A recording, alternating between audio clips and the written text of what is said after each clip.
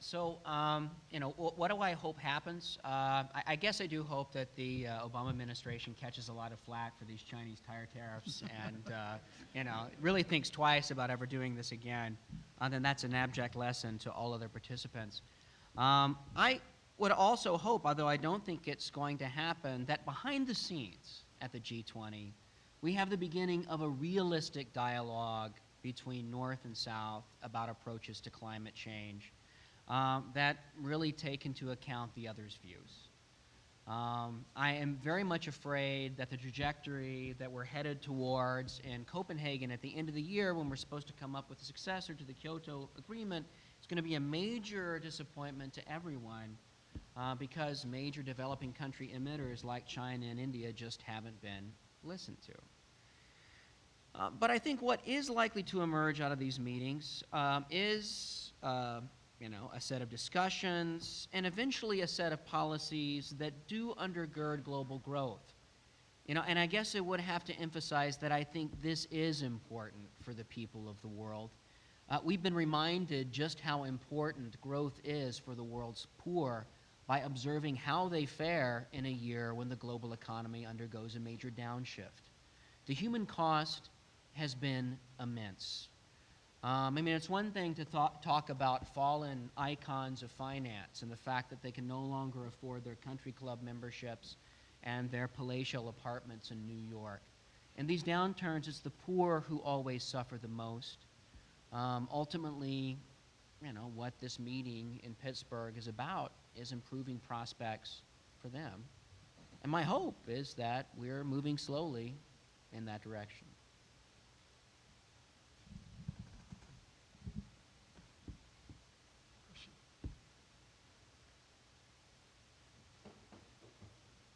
My name is J.D. Legarec. I think the problem is too much uncertainties. For the economy to go back on track, for people to spend, for companies to invest, it's important to reduce the number of uncertainties. And the problem is that now we have too much uncertainties everywhere. Healthcare, cap and trade on carbon, issues regarding international trade. And I think it is the responsibility of the leaders of this world to reduce uncertainties. And it's the responsibility of the US, as you say, 24% of GDP, to lead the way.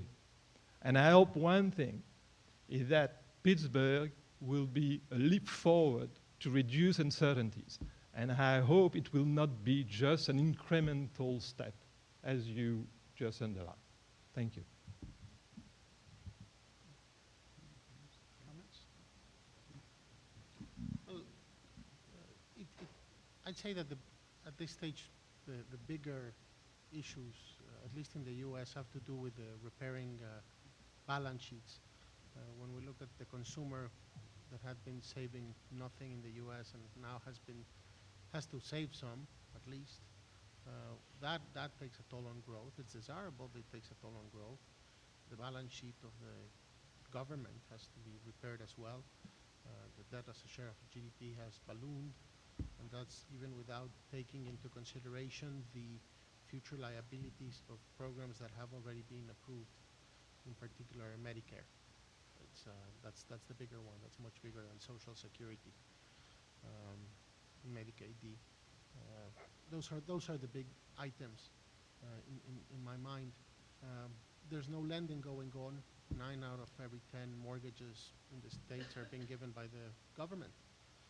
Most cars are being financed by the government, and many student loans are financed by the government.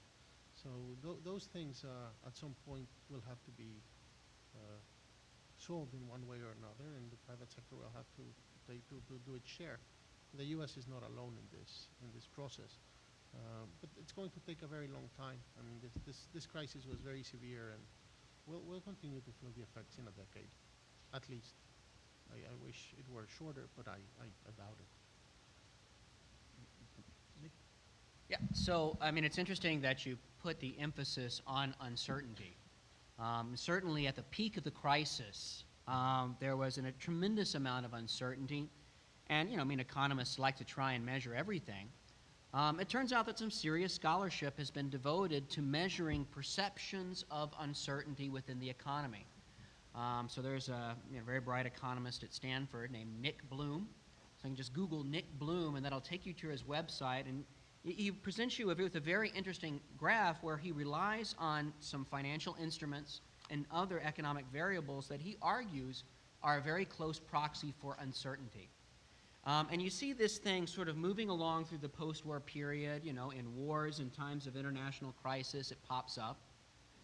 But, the financial panic that ensued after Lehman's collapse engendered this spike in volatility that really has no other parallel in the data. So there really was a huge uncertainty shock, and that seems to be closely related to the severity of the downturn.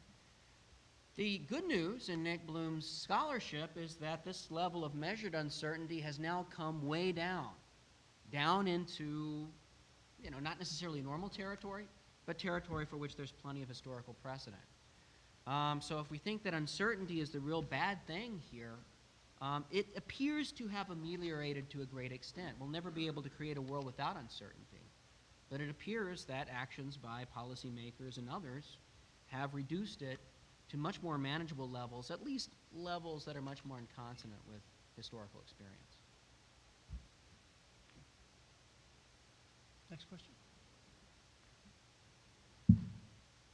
By way of introduction, I'm from San Francisco. I know Fairlawn Capital, and I know it to be quite a fantastic institution, so it's nice to have you here tonight. I'm also an ex-Lehman Brothers employee. My question relates to leadership of post-World War II institutions and human rights. Is there a role to be played? I know the G20 focuses on economics, but the question of human rights, I assume I'm talking about China here, where does that enter into the role of those institutions going forward? I think it's a question. Want to start with Yeah, that? I guess it falls to me. That's a good question, and I probably would not put it as the subject matter for the G20, and I know that many activists would put it, because what they're looking for is a forum to get their issues out there, and that's a legitimate action of activists, to use any gathering of world leaders with media to put their issue on the agenda. But I probably don't think that it's the place where you can really get countries to change, right, is through the G20. I don't think so. And I don't think that dialogue would be a constructive one for addressing all of the issues that we address. I think there are other places where we could look to change those global institutions to deal with questions of human rights. One place that I would look, that I very much believe in, it's not China as such, but it's the broad issue of human rights, is look at the UN, look at the Security Council, look at the mechanisms to deal with governments that repress, that kill their populations, and strengthen those norms and those institutions and those mechanisms to address that issue, and put real institutions in place. That's probably where I would look for transformation of the system to deal with repressive governments that are carrying out atrocities against their own population.